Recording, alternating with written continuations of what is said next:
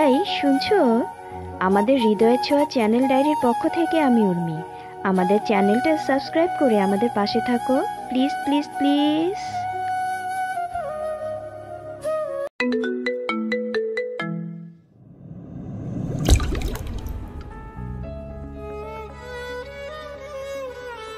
কি ব্যাপার ভাইজান, মনটা খারাপ নাকি? নীরব কিছু না বলে চুপ করে থাকে। জাহানারা বেগম বুঝতে পারে নীরবের মন খারাপ, কারণ যখনই তার মন খারাপ হয় তখন তার দাদি রুমে এসে মাথায় হাত বুলাতে থাকে। জাহানারা বেগম ধীরে ধীরে উঠতে চাইলে নীরব তাকে ধরে বসিয়ে দেয়। জাহানারা বেগম নীরবের মাথায় হাত বুলাতে বুলাতে বলে, কি হয়েছে আমার দাদু ভাইয়ের? তার মনটা কি কারণে খারাপ? নীরব তার দাদির মুখের দিকে তাকিয়ে বলে, আচ্ছা দাদি, যখন তোমার কোনো খারাপ লাগার মতো কিছু ধীরে ধীরে ভালো লাগতে শুরু করে আর তুমি তখন দেখলে যে সেই জিনিসটা অন্য কারোর নজরে পড়েছে, তখন কি করবা? কেন রে দাদু ভাই, কি এমন জিনিস তোর ভালো লাগা শুরু হইল, সেটারে আবার অন্যজনের পছন্দ হওয়া শুরু হইল? আছে কিছু একটা, তুমি আমার প্রশ্নের উত্তর দাও। কোনো ভালো না লাগা জিনিস আবার কেমনে ভালো লাগে? আর যদি ভালোই লাগে তবে তারে ভালো কইরা বাইন্দা ধইরা নিজের কাছে রাখতে হইব, কারণ নইলে ওইটা হারাইয়া যাওয়ার সম্ভাবনা বেশি থাকে। অবহেলার কোনো জিনিস নিজের কাছে বন্দি থাকে না রে দাদু ভাই। নিজের ভালো লাগার জিনিসটারে ভালোবাসা দিয়া, আদর যত্ন দিয়া, শক্ত কইরা নিজের কাছে বাইন্ধা রাখতে হয়। তুচ্ছ তাচ্ছিল্য করা, ডর ভয়, বিনা যত্নে অনেক সময় আমাকে অনেক কিছু হারাইয়া যায়। অনেক সময় তো শুধু হারাইয়া না, নিজের চোখের সামনে নিজের ভালো লাগার জিনিসটা অন্য কারো হইয়া যায়।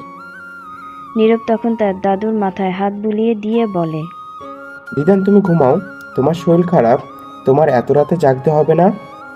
বলে সে রুম থেকে বের হয়ে যায়। রুমে এসে সে ভাবতে থাকে কি করবে। বাবা তার উপর প্রচণ্ড রকমের রেগে আছে। কি করে বলবে সেই তুচ্ছ তাচ্ছিল্য করা অজ পাড়া গায়ের মেয়েটাই যে তার ভালো লাগার মেয়ে ছিল। সে কি আর জানতো এটা সেই মেয়ে? প্রচণ্ড অস্থিরতায় তার খুব খারাপ লাগতে শুরু করে। সে অস্থির হয়ে একসময় ঘর থেকে বের হয়ে ছাদে যাওয়ার জন্য পা বাড়াচ্ছিল। তখনই দেখতে পায় পানি হাতে উপরের দিকে আসছে নিশিতা। নীরব তখনই থেমে যায়। নিশিতা তার কাছাকাছি আসতেই নীরব বলে, আমার খুব পানি পিপাসা পেয়েছে, পানিটা নিয়ে আমার রুমে আসো। নিশিতা ঠায় চুপচাপ দাঁড়িয়ে থাকে। সে বুঝতে পারছে না কি করবে। এই প্রথম নীরব তাকে তার রুমে যেতে বলছে। যাবে কি যাবে না বুঝতে পারছে না। যেই রাগী মানুষ, না গেলে যদি আবার চিৎকার চেঁচামেচি শুরু করে। তাই নিশিতা একটু একটু করে পা বাড়ায়। নীরবে রুমের দিকে দরজার কাছে এসে দাঁড়িয়ে যায়। নিশিতাকে দরজার সামনে দাঁড়িয়ে থাকতে দেখে নীরব বলে, কি হলো, ওইখানে দাঁড়িয়ে আছো কেন? ভেতরে আসো। নিশিতা ধীরে ধীরে রুমের ভিতরে প্রবেশ করে পানিটা সাইড টেবিলে রেখে উল্টো দিকে ঘুরে চলে আসতে নিবে। আর তখনই নীরব সামনে এসে বলে, আমি তোমাকে যেতে বলেছি, যাচ্ছ কেন? নিশিতার বুকের ভিতরে ঠিপ ঠিপ করতে থাকে। তার খুব ভয় হচ্ছে লোকটা না আবার তাকে কিছু নিয়ে বকাবকি শুরু করে দেয়। নীরব ধীরে ধীরে নিশিতার কাছে এগিয়ে আসে। হঠাৎই নিশিতার বাহুতে হাত দিয়ে ধরে বলতে থাকে, কোথায় গিয়েছিলে আজ? নিশিতার শরীর যেন আকস্মিক কেঁপে ওঠে নীরবের ছোঁয়াতে। নিশিতা ধীরে ধীরে বলে যে, পিয়াস ভাইয়া ঘোরাতে নিয়ে গিয়েছিল। ঘুরে আসার পরও নিচে এমন হাসাহাসি করছিলে কেন? আমি হাসছিলাম না তো, নীলা আপু জোবান ভাইয়াকে নিয়ে হাসছিল। বাহ, ভালো তো, সবার নাম মুখস্থ হয়ে গেছে, আমার নাম জানো তো? নিশিতা কি বলবে বুঝেই পায় না। আসলেই তো সে নীরবের নামই জানে না। তোমাকে সেদিন বলেছিলাম ছেলেদের কাছ থেকে দূরে থাকার জন্য, কিন্তু তুমি তো আমার কথা শুনছো না কেন? আমি জানি না, না চাইতেও সর্বদা তোমার কথাই ভাবি। তুমি আমাকে অগোছালো করে দিয়েছো। নিশিতা কি বলবে বুঝতে পারছে না। যে কোনোভাবেই হোক, যেভাবেই হোক, কবুল তো সে বলেছে। আর সেই হিসেবে নীরব তার স্বামী, এটা তো সে অস্বীকার করতে পারবে না। আমার কথাগুলো যেন মনে থাকে, এরপরও কোনো ছেলেদের সাথে আমি যেন আর তোমাকে না দেখি। সেটা যেই ছেলেই হোক। আমি চাই না আমার বউ অন্য পরপুরুষের সাথে ঘুরে বেড়াক, তার সৌন্দর্য অন্য কাউকে দেখিয়ে বেড়াক। Do you understand? বলেই নিশিতাকে ছেড়ে দেয়। নিশিতা যেন হাঁপ ছেড়ে বাঁচে। সে এক পা করে দরজার সামনে যেয়েই নিজের রুমে দৌড় দেয়। রুমে এসেই ভাবতে থাকে নীরব তাকে কি বলল এগুলো। তার মানে সে জোভান আর পিয়াসের সামনেও তেমন যেতে পারবে না, এটাই বোঝাতে চাচ্ছিল। খুব সাবধানে থাকতে হবে, এই বদরাগী লোকটা কখন জানি কি করে ফেলে। পরের দিন সকালবেলা নিশিতা রেডি হয়, কিন্তু কালকে রাতের কথা মতো মাথায় হিজাব বাঁধতে ভুলে যায়নি। নীলা নিশিতা দুইজনই ডাইনিং রুমে ব্রেকফাস্ট করছিল। তখনই পিয়াস এসে নীলাকে বলে, একেবারে রেডি হয়ে নেমেছিস? তোদেরকে নামিয়ে দিয়ে আমার তাড়াতাড়ি অফিসে যেতে হবে, আজ একটা মিটিং আছে। পেছন থেকে কেউ একজন বলে ওঠে, তোকে আর কষ্ট করতে হবে না, আমি ওদের কলেজে নিয়ে যাব, তুই বরং অফিসে চলে যাও। আসলে নীরব আর পিয়াস 3 মাসের ছোট বড়, তাই দুজনে দুজনকে তুই তুই করেই কথা বলে। ডাইনিং টেবিল থেকে শরীফ সাহেব নীরবের দিকে তাকিয়ে তাহেরা বেগমকে ইশারা করে জিজ্ঞেস করে, ব্যাপারটা কি? তাহেরা বেগম মাথা নেড়ে না বোঝায়, মানে সে জানে না, তাই দুজনেই চুপচাপ দেখতে থাকে। তুই বললি আজ নাকি মিটিং আছে তোর, আবার নাকি তারাও আছে। নীরব ঠিকই বলেছে, তুই অফিসে চলে যা। সমস্যা নেই, আমি ওদের নামিয়ে দিয়ে গেলেও সমস্যা হবে না। সমস্যা তো কেউ বলছে না, আমি ওদিকেই যাচ্ছি, তাই বলছিলাম তুই চলে যা। খামোকা তোর এত প্যারেশানির কি দরকার? পিয়াস বাবা, তুমি না হয় আজ চলে যাও। নীরব যখন বলেছে ওদিকে যাবে, তাহলে ও ওদের নিয়ে যাক। পিয়াস তখন মনটা খারাপ করে বলে, আচ্ছা ঠিক আছে। এভাবেই চলে যাচ্ছিল দিন। এভাবেই কেটে যায় 5 মাস। নীরব তার বন্ধু জনির সাথে কথা বলছিল। মূলত জনি আজ 2 দিন হলো ইউএস থেকে বাংলাদেশে এসেছে। নীরব ইউএসএ থাকাকালীন জনি ছিল তার খুব ঘনিষ্ঠ এবং কাছের বন্ধু, তাই সে জনির সাথে সব কিছু শেয়ার করে। জনি এসে নীরবকে নানান কথা বলছিল। নীরবের যে কাজিন নীরবের জন্য পাগল, তার কথা জিজ্ঞেস করতেই নীরব বলে, তোকে তো ফোনেই বলেছিলাম আমার কাহিনী পুরোটাই নাটকের মতো হয়ে গেছে, সবকিছু যেন মাথায় ঢুকছে না। আর বাবা মা হিসেবে তারা আমার কাছে এটুকু আবদার করছিল, আমার অনিচ্ছে সত্ত্বেও সেদিন আমাকে কবুল বলতে হয়েছে। মেয়েটা এতটাই সুন্দর বলে বোঝাতে পারবো না, অসম্ভব সুন্দরী যাকে বলে। বিয়ের আগে এক নজর দেখেছিলাম, শুধু চুল আর চোখ ছাড়া কিছুই দেখতে পাইনি। তাছাড়া কি বিয়ের দিন থেকে প্রায় 1 মাসের মতো কেটে গেছে, বউয়ের চেহারাই দেখিনি। তার সাথে প্রচুর খারাপ ব্যবহার করেছি, খুব বাজে বাজে কথাও বলেছি। এমনকি সে যেন কখনো কোনো সময় আমার বউয়ের দাবি নিয়ে সামনে না আসে সেটাও বলেছিলাম। কিন্তু তাকে দেখার পর থেকে এখন আমার ভেতরে অস্থিরতা বেড়েই চলেছে। তাকে কারোর সাথে সহ্যই হয় না, কেউ তার দিকে তাকালে নিজের প্রতি খুব রাগ হয়। দিনে দিনে আমি তার প্রতি পুরোই আসক্ত হয়ে পড়ছি। এখন মনে হচ্ছে যেন তাকে আমার চাই, সে না হলে আমার চলবে না। কি করব আমি বল? বাহ, বেশ ভালো কথা। যাকে দেখে তোর মনের মধ্যে কড়া নড়ে উঠেছে, মনের গুণটি বেঁধেছে, আর সেই তোর বউ হয়েছে, আর তুই শালা জানিস না এও সম্ভব। তুই কি রে, এখন তুই আঙ্কেল আন্টিকে কীভাবে বলবি যে তোর বউ চাই? এইভাবে না বলে কোনো একটা বুদ্ধি তো দে। কি করব আমার মাথায় কিছুই আসছে না। ঠিক আছে, তোর জন্য বুদ্ধি বের করছি, তবে আজও বুদ্ধি দিতে পারবো না। কয়েকটা দিন একটু ভুগে নে, কারণ তুই মেয়েটার সাথে যেরকম করছিস এতে করে তোরও কিছু শাস্তি পাওয়ার দরকার আছে। সপ্তাহখানেক পরের কথা। সকালবেলা নীলা নিশিতাকে আজ জোর করে হেজাব পরতে দেয়নি, হালকা পাতলা সাজিয়ে দিয়েছে, কারণ আজ তাদের কলেজের নবীনবরণ অনুষ্ঠান। সবাই শাড়ি পরে যাবে, কিন্তু নিশিতাকে হাজার বলেও সে শাড়ি পরাতে রাজি করতে পারেনি। তাই একটা চুড়িদার পরে হালকা সেজে লম্বা একটা বেনি করে নিয়েছে। এতেই যেন মেয়েটাকে অসাধারণ সুন্দরী লাগছিল। মনে হচ্ছিল 1000 মাইল দূর থেকেও কেউ এক নজর তাকিয়েই থাকবে। ওরা ড্রয়িং রুমে এসে দেখে সোফায় বসে আছে সবাই। তখনই শরীফ সাহেব বলে ওঠে, কি ব্যাপার, আজ তো তাড়াতাড়ি কলেজে যাবে? আজকে কোনো ফাংশন আছে নাকি? তোমাদের গেট আপ দেখে তো মনে হচ্ছে আজ কলেজে বিশেষ কোনো অনুষ্ঠান আছে। কি ব্যাপার, সাজুগুজু করে কলেজে যাচ্ছিস? দেখিস আবার তোদের কেউ নিয়ে না যায়। নীলা জোবানকে একটা ধাক্কা দিয়ে বলে, ছোট ভাইয়া, তুই সবসময় বেশি বেশি বলিস, এটা কেমন কথা? নিয়ে যাবে কেন? তাহেরা কাছে এসে দুজনকে কাছে ডেকে বলে, মাশাআল্লাহ, দুজনকে খুব সুন্দর লাগছে। কারো নজর না লাগুক। সাবধানে থাকবে তোমরা।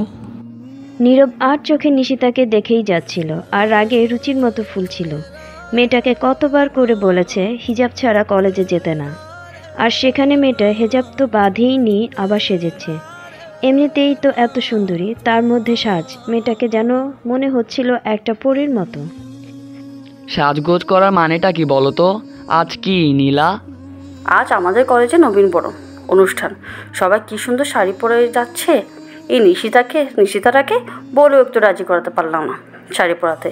এখন ওর জন্য আমিও পরিনি, একাকে কেমন লাগে না? তাই তো শুধু হালকা একটা মেয়ে সেজেছি। তাতেই ছোট ভাইয়া, তুই এত কথা বলছিস কেন? লাইসা আপুকে দেখলে তুই কি বলবি? তার যে সাজগোজ, ওরে বাবা। সাজগোজ এই বয়সে করবে না তো কখন করবে? নারী মানেই তো সাজ, তাই না? হয়েছে অনেক জোহান, তুই এত কথা বলিস কেন? আমি তো মজা করছিলাম আম্মু। পিয়াসের চোখের ঘুম উবে গিয়েছে এই মেয়েটাকে দেখার পর থেকেই। সে যতই দেখছে ধীরে ধীরে দুর্বলতার চরম শিখরে পৌঁছে যাচ্ছে। সে কি মেয়েটাকে নিয়ে কথা বলবে বড় মার সাথে? পরক্ষণেই আবার ভাবে এত তাড়াতাড়ি না, আরও কিছুদিন যাক, তারপরে না হয় সে জানাবে তার মনের অনুভূতিগুলো। পাশ থেকে নীরব ঠিকই বুঝছিল পিয়াসের তাকিয়ে থাকার কারণটা। তখনই নীরব উঠে দাঁড়িয়ে বলে, নীলা চল, তোদের দেরি হচ্ছে না? বলে সে সামনে এগিয়ে যায়। নীলা আর নিশিতা তার পেছনে পেছনে যায়। ব্যাপারটা একটু অদ্ভুত মনে হচ্ছে না বড় মা? এই নীরব ভাইয়ের হয়েছে এটা কি? এত গম্ভীর আগে ছেলেটা হঠাৎ করে এরকম ড্রাইভার কেন হয়ে গেল? ড্রাইভার হলো মানে কি বলতে চাইছিস? না মানে এই যে প্রতিদিন নীলাদের কলেজে নামিয়ে দেয়া, তাই বলছিলাম আর কি। ওরে পাজি ছেলে, একজন নিয়ে গেলেই তো হলো, তাই বলে তুই আমার ছেলেকে ড্রাইভার বানিয়ে দিলি? জোবান তখন হো হো করে হেসে উঠে পিয়াসকে বলে, এই জবান, তোর কি কোনো কাজ নেই? তুই সারাক্ষণ সবার পিছনে পড়ে থাকিস কেন? নিয়ে চরকায় তেল দিয়ে জাগিয়ে পড়াশোনা কর। বলেই সে অফিসের জন্য বের হয়ে যায়। এতক্ষণ পিয়াস অপেক্ষায় ছিল নীলাদের নিয়ে যাওয়ার জন্য, কিন্তু যখনই নীরব নিয়ে গেল তখনই তার মেজাজটা বিগড়ে যায়, আর তাই সে রাগটা জোবানের উপর ঝেড়ে চলে যায়। যা, পিয়াস ভাইয়াটার আবার কি হলো? ভাইয়া কেন আমাকে ছাড়িয়ে দিয়ে গেলেন? কলেজের সামনে এসে গাড়ি থামায় নীরব। নীলা গাড়ি থেকে নেমে সামনে এগোতেই নীরব বের হয়ে এসে তার কাছে দাঁড়িয়ে বলে, খবরদার, আমি না আসা আগ পর্যন্ত গেটের বাইরে বের হবে না। আমি এসে নিয়ে যাব, আর খবরদার কোনো দিকে তাকানোর দরকার নেই, মনে থাকে জানো। বলেই সে গাড়ি নিয়ে চলে যায়। এইদিকে অনুষ্ঠান শেষের দিকে নীলা আর নিশিতা গেট থেকে বের হয়ে বাহিরে আসছিল। তখনই হঠাৎ নীলার মনে পড়ে ওয়াশরুমে তার পার্স ফেলে চলে এসেছে। তাই সে পার্স আনার জন্য ভেতরে যেতেই একা দাঁড়িয়েছিল নিশিতা। তখনই কোথা থেকে যেন কয়েকটা ছেলে এসে নিশিতার সামনে দাঁড়ায় আর তাকে টিচ করতে থাকে। মেয়েটা ভয় পেয়ে কোনো কিছু না বুঝে কান্না শুরু করে। তাকে কাঁদতে দেখে ছেলেগুলো যেন আরও বেশি মজা পাচ্ছিল। তখনই সেখানে পৌঁছে নীরব। গাড়ি থেকে সে তাকিয়ে দেখছিল নিশিতার সাথে ঘটে যাওয়া সব কিছু। নিশিতার কান্না ভরা চেহারাটা খুব কিউট লাগছিল তার। বিরক্ত লাগছিল কেন মেয়েটা এভাবে বোকার মতো দাঁড়িয়ে আছে। এর সাথে কি মুখ নেই? ছেলেগুলো এত কথা বলে যাচ্ছে, এই মেয়ে দুইটা থাপ্পড় মারবে তা না করে দাঁড়িয়ে আছে, কথাগুলো হজম করছে আর চোখ দিয়ে পানি ফেলছে। নীরব গাড়ি থেকে বের হয়ে এসে তার কাছে যেতেই ছেলেগুলো সরে যায়।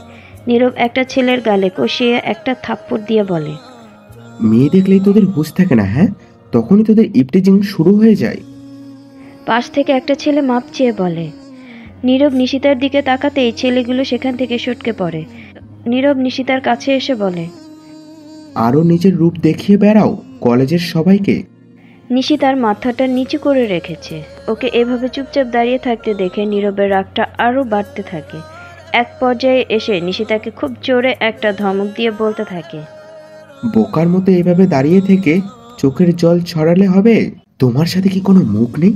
তুমি ওদের কিছু বলতে পারছো না? আর নীলা কোথায়? নীলাপু ওনার পার্স ওয়াশরুমে ফেলেই চলে এসেছিল, তাই তো টানার জন্য আবার ভিতরে গেছে। রাগে গাড়ি ড্রাইভ করছে নীরব। পেছন থেকে নীলা ভয়ে বসে আছে। আর নিশিতাকে নীরব খুব জোরে হাত চেপে ধরে গাড়িতে এনেছিল। তার হাতটা এখনো লাল হয়ে আছে। সে গাড়ির এক কোণে বসে বাইরের দিকে তাকিয়ে আছে। বাড়িতে আসার পর গাড়ি থেকে নেমে নীলা তাড়াতাড়ি তার রুমে চলে আসে। আর নীরব নিশিতার হাত ধরে টেনে ড্রয়িং রুম পার করে উপরে উঠছিল।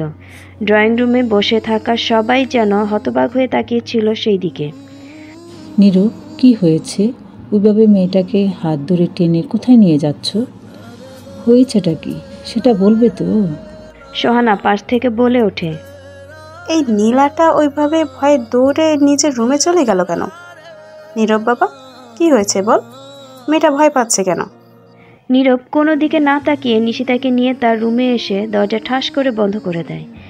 এতে করে সব থেকে অবাকের চরম পর্যায়ে পৌঁছায় পিয়াস। সে হতভম্ব হয়ে তাকিয়ে আছে। এটা কি হলো? নীরব মেয়েটাকে এভাবে হাত ধরে কেন নিয়ে আসলো, আর তার রুমে নিয়ে কেন দরজা বন্ধ করলো? নিশিতা চুপচাপ দাঁড়িয়ে আছে, আর নীরব নিশিতার মুখের দিকে রাগী লুক দিয়ে তাকিয়ে আছে। কিছুক্ষণ পরে সে বলে ওঠে, নিজেকে যখন প্রোটেক্ট করতে পারো না, তবে এইভাবে সেজে গুজে যাও কেন বাইরে? তখন যদি আমি না আসতাম তাহলে কি হতো বুঝতে পারছো? তখনই নিশিতার চোখ দিয়ে টপ টপ করে জল পড়তে থাকে। এতে যেন নীরব আরও বেশি রেগে যায়। কাছে এসে নিশিতার দুই বাহু চেপে ধরে কিছু বলবে, তখনই তার চোখ যায় নিশিতার কাঁপা কাঁপা ঠোঁটগুলোর দিকে।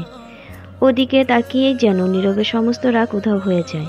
নীরব এক দৃষ্টিতে তাকিয়ে থাকে নিশিতার ঠোঁটগুলোর দিকে। এগুলো যেন তাকে বেশ করে আকৃষ্ট করছে। নিশিতার কাঁপা কাঁপা ঠোঁট জোড়া, ভেজা ভেজা চোখ দেখে নীরবের যেন নিজের কন্ট্রোল হারিয়ে ফেলে। নিশিতার ঠোঁটগুলো নিজের আয়ত্তে করে নেয়। হঠাৎ এই ধরনের কাজে যেন বারবার কেঁপে কেঁপে উঠছিল মেয়েটা। সে চেষ্টা করেও নীরবকে নিজের কাছ থেকে সরাতে পারছিল না। নীরব নিশিতার দুই হাত চেপে ধরে ওকে দেয়ালের সাথে চেপে ধরে কিস করতে থাকে। একসময় ঠোঁটে কামড় বসিয়ে দেয়। নিশিতা ব্যথায় আহ করে ওঠে। আর তখনই যেন নীরব নিজের হুঁশ ফিরে আসে, তাকে ছেড়ে দেয়। নিশিতা দুই হাত দিয়ে নিজের ঠোঁট চেপে ধরে আছে। এটা দেখে নীরব তার কাছে এসে আঙুল দিয়ে ঠোঁটকে স্লাইড করতে করতে বলে, ফের যদি কখনো এইভাবে যেতে দেখেছি আর এই ধরনের পরিস্থিতির শিকার হতে দেখেছি, তবে আজকের মতো এরকম সাধারণ শাস্তি দেব না, তখন একেবারেই ঠোঁট কামড়ে খেয়ে ফেলবো। নিশিতার কান দিয়ে যেন ধোঁয়া ছুটছিল। লোকটা তাকে বউ হিসেবে মানেই না, তাহলে এ কেমন আচরণ? লোকটা রাগই জানতো, কিন্তু এত বদ সেটা জানা ছিল না। এদিকে নিজের রুমে যে অস্থির পায়ে পায়চারি শুরু করেছে পিয়াস। সে কিছুতেই বুঝতে পারছে না নীরব মেয়েটাকে এভাবে হাত ধরে টেনে রুমে কেন নিয়ে গেল, আর এভাবে শব্দ করে দরজা কেন লাগিয়ে দিল। এদিকে বড় মাও কিছু বলল না, কাহিনীটা কি? তাছাড়া নিশিতা তো নিজে ছাড়ানোর চেষ্টা করলো না। এখানে কোনো ব্যাপার নেই তো? এই অস্থিরতা নিয়ে সারা রাত আর পিয়াসের ঘুম হলো না। সকালে খুব ভোরে ঘুম থেকে উঠেই পিয়াস বাগানে যেয়ে চুপচাপ দাঁড়িয়ে নিশিতার জানালার দিকে তাকিয়ে থাকে। পেছন থেকে সোহানা বেগম পিয়াসের কাঁধে হাত দিয়ে বলে, এত সকালে যে বাবা মুখটা এত শুকনো লাগছে কেন? সারা রাত ঘুম হয়নি? কি হয়েছে বাবু? মায়ের দিকে ফিরে মাকে জড়িয়ে ধরে বলে, মা, মন থেকে কিছু চাওয়ার পরও সেটা না পাওয়ার যন্ত্রণা এত কষ্টের হয়? সোহানা বেগম ছেলের মাথায় হাত বুলিয়ে বলতে থাকে। কি হয়েছে বল? তখনই পিয়াস নিজেকে স্বাভাবিক করে নিয়ে বলে, কিছু হয়নি, এমনি বললাম। একটা বাজে স্বপ্ন দেখেছিলাম, তাই মনটা খারাপ হয়ে গেছিল। এখন তোমায় জড়িয়ে ধরে সব কষ্ট চলে গেছে। পৃথিবীতে মায়ের কোলের থেকে বেশি শান্তি মনে হয় আর ধরনের কোথাও নেই। সোহানা বেগম হেসে দিয়ে বলে, পাগল ছেলে, বড় হয়ে গেছিস। কয়দিন পরে ঘরে বউ নিয়ে আসবো। এরপরেও বাচ্চামি গেল না। যাও ভিতরে গিয়ে ফ্রেশ হও, আমি নাস্তা নিচ্ছি। বলেই সোহানা বেগম সেখান থেকে চলে যায়।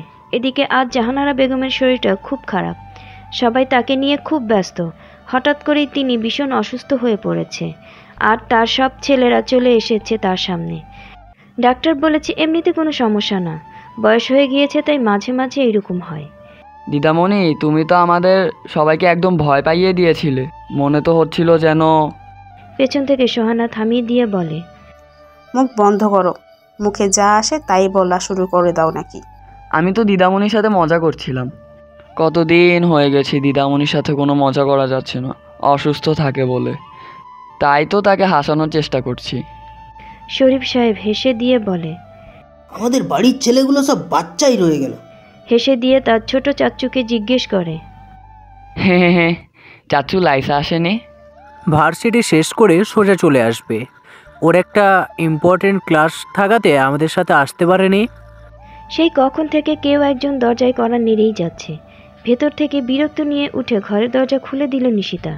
সামনে থেকে মেয়েটা ওর দিকে রাগান্বিত চোখে তাকিয়ে আছে।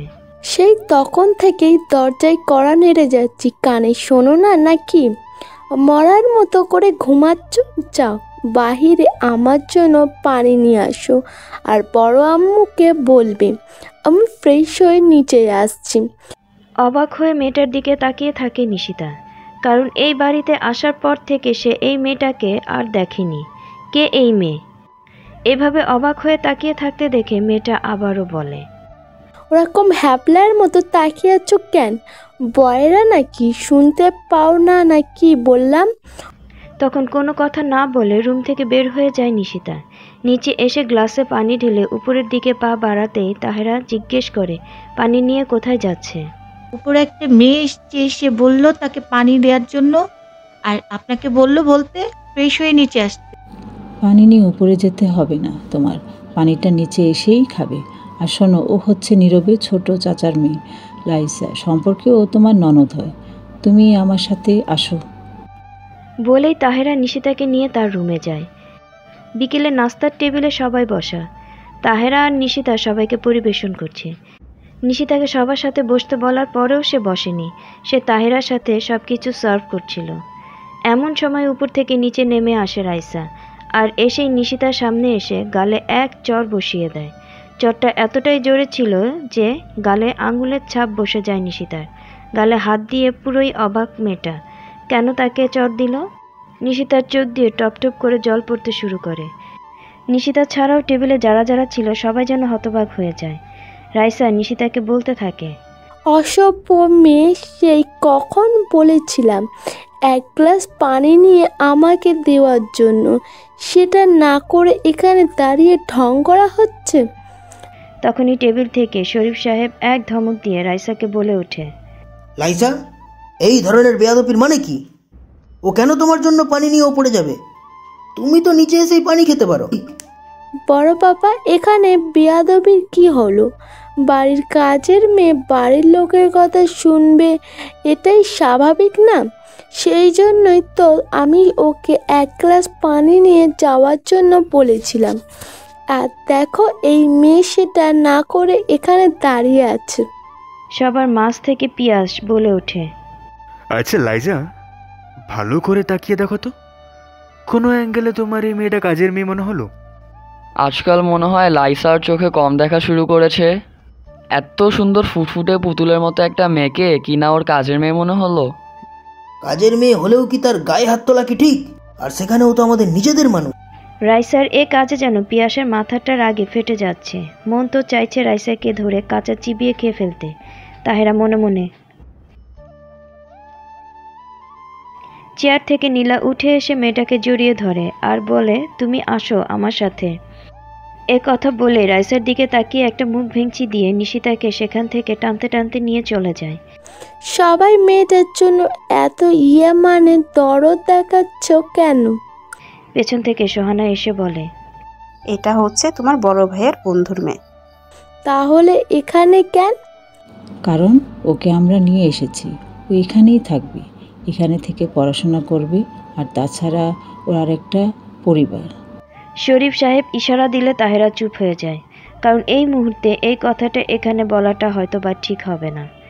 ও, তাহলে এই জন্যই মেয়েটা ওই রুমে ছিল। আমি এ বাড়িতে আসলে তো ওই রুমেই থাকি, তাহলে ওই মেয়েটা ওই রুমে থাকলে আমি কোথায় থাকবো? আমাদের এত বড় বাড়ি, এখানে কি রুমের অভাব? তুমি অন্য একটা রুমে থাকো। তখন লাইসা বলে ওঠে, অন্য কোনো রুমে আমার ভালো লাগে না, ওই রুমটা আমার ভালো লাগে। ওখানের বারান্দাটা অনেক সুন্দর, বারান্দা থেকে বাগানের সব কিছু দেখা যায়। আর তাছাড়া রুমটা নীরব ভাইয়ার রুমের কাছাকাছি, নীলা আপুর রুমের কাছাকাছি, সেই জন্যই বলেছিলাম। লাইসার দিকে তাকিয়ে তাহেরা মনে মনে বলে, এই মেয়ের মাথায় বুদ্ধ এখনো যায়নি, এখনো এই মেয়ের নীরবের প্রতি দুর্বলতা রয়েই গেছে। এভাবে তো সমস্যা হয়ে যাবে, কিছু একটা করতে হবে। সন্ধ্যার পর ড্রয়িং রুমে সবাই বসেছিল। নীলা আর নিশিতা সোহানা বেগমের সাথে কিছু একটা করছিল। মেইন দরজার ফটক দিয়ে ভেতরে প্রবেশ করে নীরব। প্রবেশ করতে রাইসা দৌড়ে এসে জড়িয়ে ধরে আর বলে, কেমন আছো নীরব ভাইয়া? আসলে ভাইয়া তার ডাকতে ইচ্ছে করে না। খুব কষ্ট করে ভাইয়া ডাকটা ভেতর থেকে বের করে। দূর থেকে নিশিতা নীরবকে এভাবে জড়িয়ে ধরতে দেখে মেয়েটাকে মনে মনে ভাবে, বিকেলে যখন আসলো তখন তো জোবান ভাইয়া আর পিয়াস ভাইয়াকে এভাবে জড়িয়ে ধরেনি, তবে ওনাকে কেন এভাবে জড়িয়ে ধরলো? নীরব দূর থেকে নিশিতাকে এভাবে তাকিয়ে থাকতে দেখে তার নিজের থেকে রাইসাকে সরিয়ে বলে, কখন এসেছো লাইসা? লাইসা ন্যাকামির সুরে বলতে থাকে, এই তো বিকালে এসেছি, তোমাকে তো বাসায় পাওয়া যায় না, কোথায় ছিলে এতক্ষণ? নীরব পাশ কাটিয়ে চলে যেতে যেতে বলে, কাজে ছিলাম। তারপর উপরে চলে যায়। আর ড্রয়িং রুমের সবাই যেন লাইসার এই কাজে বিরক্ত প্রকাশ করতে থাকে। জোবান তো বলেই ফেলে, কী রে লাইসা, বিকালবেলা যখন আসি তখন আমারও তো এভাবে জড়িয়ে ধরলি না, যেভাবে নীরব ভাইয়াকে জড়িয়ে ধরলি। রাতে নিশিতা আর রুম থেকে বের হয়নি, খাবার টেবিলেও আসেনি। ব্যাপারটা সবার চোখে পড়ে। পিয়াস খাবার খেতে খেতে বলতে থাকে, নিশিতা খাবার খেতে আসলো না যে? তখনকার ঘটনার জন্য কি ওর মন বেশি খারাপ? নীরব যেন কথাটা শুনে একটু ঝটকা খায়। ও ওর মায়ের দিকে তাকিয়ে থাকে। ওর মা কিছু বলছে না দেখে অবশেষে ও জিজ্ঞেস করেই ফেলে, মা, নিশিতা কোথায়? শরীফ সাহেব অবাক হয়ে ছেলের দিকে তাকায়। যে ছেলে বিয়েটা মানেই না, সে ছেলে কি না জিজ্ঞেস করছে নিশিতা কোথায়। তবে কি নীরব ধীরে ধীরে সম্পর্কটাকে মানতে শুরু করেছে? নীরব আবার তার মাকে প্রশ্ন করে, মা, কি জিজ্ঞেস করলাম? আমি দেখছি ওর কি হলো, ও আসছে না কেন নিচে?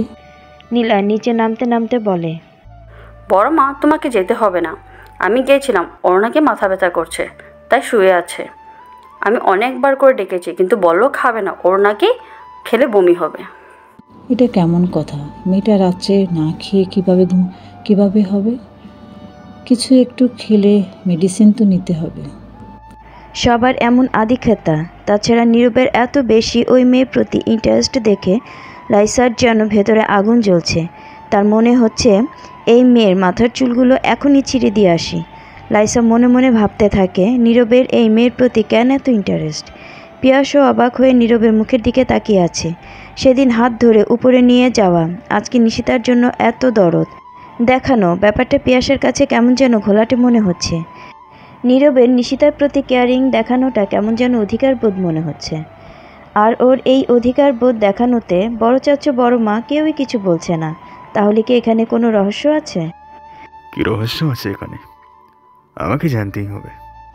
নীরব নিশিতার রুমের কাছে এসে দরজায় নক করে। দুইবার নক করার পরই দেখতে পায় দরজার ভেতর থেকে খোলা। নীরব দরজা খুলে ভেতরে যেয়ে দেখে নিশিতা মুখের উপর ওড়না দিয়ে মুখ ঢেকে শুয়ে আছে। পায়ের শব্দ পেয়ে নিশিতা ভাবে হয়তোবা আবারও নীলা এসেছে। তখনই নিশিতা বলতে থাকে, নীলাপু, আমি বলেছি তো আমি খাবো না, আমার ভালো লাগছে না। নীরব দরজা চাপিয়ে নিশিতার কাছে এসে বসে। ধীরে ধীরে মুখের উপর থেকে ওড়নাটা সরাতেই আঁতকে ওঠে। এ কী অবস্থা! গালের ফর্সা মুখে আঙুলের ছাপগুলো স্পষ্ট হয়ে গেঁথে আছে গালের মধ্যে। নীরব এই দিকে অনেকক্ষণ তাকিয়ে থেকে হাত দিয়ে গাল স্পর্শ করতেই নিশিতার চোখ খুলে তাকিয়ে লাফ দিয়ে উঠে বসে। আপনি এখানে কেন? তোমার গালে কি হয়েছে? এটা কিছু না।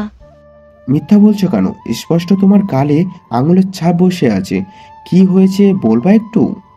কিছু হয়নি, আমি পড়ে গিয়ে ব্যথা পেয়েছি। আমাকে কি তোমার বোকা মনে হয়? আমি বাচ্চা, পড়ে যাবার ব্যথা আর এই ব্যথা আমি বুঝি না?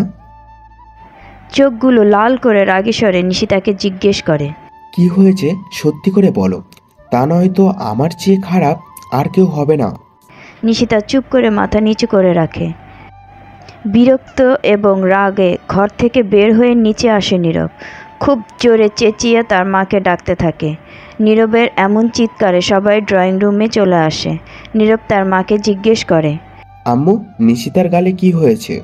তাহিরা চুপ করে থাকে। মাকে চুপ করে থাকতে দেখে নীরব তার চাচিকে জিজ্ঞেস করে, ছোট আম্মু, তুমি বলো তো কি হয়েছে? সবার নীরবের রাগের সম্বন্ধে ধারণা আছে। একবার রেগে গেলে তার হুঁশ থাকে না, তাই কেউই আসল ব্যাপারটা বলতে চাচ্ছে না। কারণ ঝামেলা হতে পারে, তাই সবাই চুপচাপ দাঁড়িয়ে থাকে। সবাইকে এমন চুপচাপ দাঁড়িয়ে থাকতে দেখে যেন নীরবের রাগের মাত্রাটা আরও বেশি বাড়তে থাকে। নীরব যখন রেগে ভাঙার জন্য ফুলদানিতে হাত দেয়, তখনই পেছন থেকে জোবান বলে, নীরব ভাইয়া, আসলে বিকেলবেলা লাইসা নিশিতার গালে খুব জোরে থাপ্পড় মেরেছে। নীরব খুব শান্ত স্বরে বলে, কী জন্যে মেরেছে? লাইসা ভেবেছিল নিশিতা এই বাড়ির কাজের মেয়ে, তাই ওকে পানি দিয়ে আসতে বলেছিল উপরে, কিন্তু বড় মা নিশিতাকে যেতে দেয়নি, তাই নিচে নেমে এসে চড় মেরেছে। তো লাইসাকে কে বলল যে নিশিতা কাজের মেয়ে?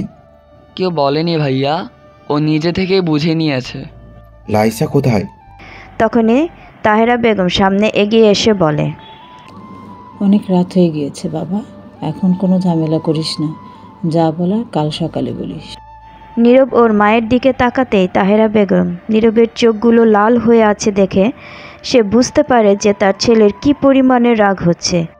তাই সে নীরবকে মাথায় হাত বুলিয়ে বলে, বাবা, তোর ছোট চাচা অনেক দিন পর এই বাড়িতে এসেছে, তোর দাদির শরীরটা ভালো না, তাই এত রাত্রে আর কোনো সিনক্রেট করিস না। তাছাড়া তোর বাবা লাইসাকে অনেক কিছু বলেছে।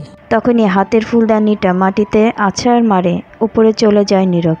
এতে করে ওইখানে উপস্থিত সবাই ভীষণ ভয় পেয়ে যায়। সোহানা বেগম তাহেরার কাছে এসে বলে, ভাবি, এই নীরব যা যে কাল সকালে যে কোন তুফান সৃষ্টি করবে আল্লাহই জানে। দূর থেকে সব কিছু দেখছিল এবং শুনছিল পিয়াস। গভীর রাত, ঘুম নেই পিয়াসের চোখে। তার ভেতরটা যেন দুমড়ে মুচড়ে যাচ্ছে। অজানা এক ব্যথা তাকে আঁকড়ে ধরে যেন তার শরীরটাকে অসাড় করে দিচ্ছে। একটা সময় পিয়াস ধপ করে মাটিতে বসে পড়ে। দুই হাত দিয়ে তার মাথার চুলগুলো টানতে থাকে। তার গলা শুকিয়ে আসে। পিয়াস ধীরে ধীরে টেবিল থেকে পানির বোতলটা নিতে গিয়ে দেখে বোতলে পানি শেষ। সে ধীরে ধীরে উঠে বোতলটা নিয়ে ডাইনিংয়ের দিকে এগিয়ে যেতে থাকে। দেখে তাহেরা বেগম দাঁড়িয়ে আছে। পিয়াসকে দেখে তাহেরা জিজ্ঞেস করেন, কি ব্যাপার বাবা, এত রাত্রে?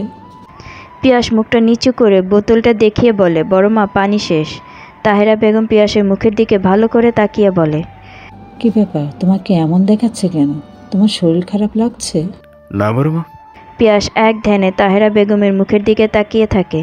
তাহেরা কেন যেন হতভম্ব হয়ে যায়। এই ছেলে কেন তার দিকে এভাবে তাকিয়ে আছে? পিয়াস বাবা, কিছু বলবে? পিয়াস বেশ কিছুক্ষণ তাকিয়ে থেকে বলে, কিছু না বড় মা।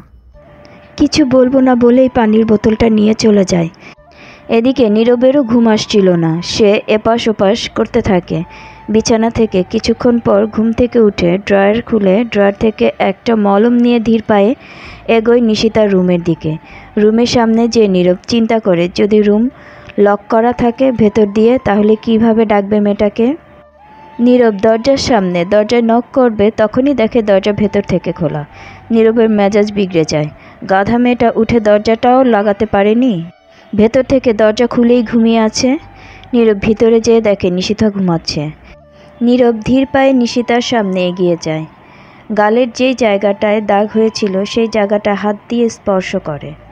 হঠাৎ ঠোঁট ছুঁয়ে দেয় গালে। গালের নরম কিছু স্পর্শ পেতেই নিশিতা ঘুম ভেঙে যায়। সে তাকিয়ে দেখে তার সামনে নীরব বসে আছে। তখন সে উঠে বসে বলে, গাধা মেয়ে, ভেতর থেকে দরজা খুলে ঘুমাচ্ছ কেন? আসলে আমি বুঝতে পারিনি কখন যে চোখ লেগে গেছে, আমি এখনই লাগাচ্ছি। নীরব অবাক হয়ে নিশিতার দিকে তাকিয়ে বলে, এখনই লাগাবে মানে? মতলবটা কি? তুমি আমাকে ভেতরে রেখে দরজা লাগাবে? ঠিক আছে, আমার কোনো সমস্যা নেই। নিশিতা মনে মনে বলে, অসভ্য লোক একটা, আমি কখন বললাম এই কথা? নিশিতাকে চুপ থাকতে দেখে নীরব বলে, নীরবতা সম্মতির লক্ষণ। তবে তুমি কি চাচ্ছ আমি থেকে যাই এখানে? নিশিতা বড় বড় চোখ করে নীরবের দিকে তাকিয়ে বলে, আমি কখন এই কথা বললাম? পরের দিন সকালবেলা ব্রেকফাস্ট শেষ করে ড্রয়িং রুমে সবাই বসতেই নীরব লাইসাকে ডাকে। ও আসতেই খুব জোরে চিৎকার করে জিজ্ঞেস করে, কাল তুমি নিশিতার গালে হাত তুলেছ কেন? লাইসাকে চুপ করে থাকতে দেখে সে খুব জোরে চিৎকার করে আবার ধমক দিয়ে বলে, কি হলো, কথা বলছো না কেন? আমি তোমাকে কিছু জিজ্ঞেস করেছি রাইসা। আমি ভেবেছিলাম। কি ভেবেছিলে? ও এই বাড়ির কাজের মেয়ে, তাই না? কোন অ্যাঙ্গেলে, কোন দিক দিয়ে তোমার মনে হয় যে ও এই বাড়ির কাজের মেয়ে? ভালো করে তাকিয়ে দেখেছিলে? নিজেকে ছাড়া তো কখনো কাউকে চোখে পড়ে? তোমার নিজেকে তো অহংকারী ছাড়া আর কিছুই বানাতে পারোনি। নিজের বেশভূষা, চলাফেরা, আচার আচরণ কোনোটাই আজ অবধি তোমার ঠিক হলো না। ছোট চাচা চাচি তো চলে গেছে, তোমাকে কেন রেখে গেছে? বেয়াদবি করার জন্য? সবার সামনে নীরব এইভাবে বলাতে লাইসা বেশ অপমানিত বোধ করতে থাকে। কারো সম্পর্কে পুরোপুরি না জেনে কখনো কাউকে অপমান করতে নেই। লাইসা রাগে হিতাহিত জ্ঞান শূন্য হয়ে পড়ে। সে খুব জোরে চিৎকার করে বলতে থাকে, কে ওই মেয়েটা?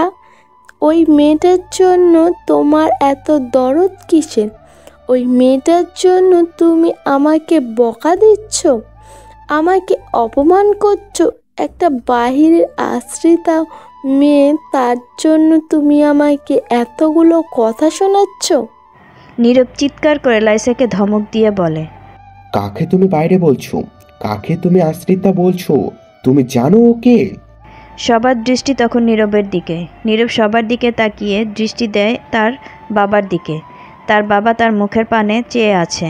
নীরব লাইসার দিকে তাকিয়ে বলে, ও কোনো আশ্রিতা নয়, না কোনো বাইরের মেয়ে।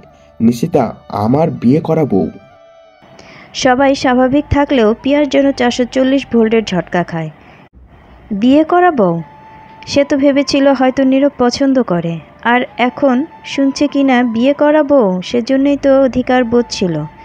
শরীফ সাহেব বেশ খুশি। অবশেষে ছেলে স্বীকার করেছে। তাহলে উনি তো এটাই চেয়েছিলেন, যেন নীরব তার নিজ মুখে নিশিতাকে মেনে নেয় এবং সবাইকে বলে নিশিতা তার বউ। নীরবের বাবা ধীরে ধীরে এসে নীরবকে জড়িয়ে ধরে। নিয়মিত গল্প পাওয়ার জন্য আমাদের এই চ্যানেলটা সাবস্ক্রাইব করে রাখো। আর প্লিজ তোমরা বেশি বেশি করে কমেন্ট করে যাও কোন ধরনের গল্প লাগবে। আর তোমাদের সাপোর্টই কিন্তু আমাদের কাজ তাড়াতাড়ি করার আগ্রহ জাগায়। তাই তোমরা বেশি বেশি করে সাপোর্ট করো আর কমেন্ট ও লাইক দিয়ে আমাদের পাশে থাকো। ধন্যবাদ।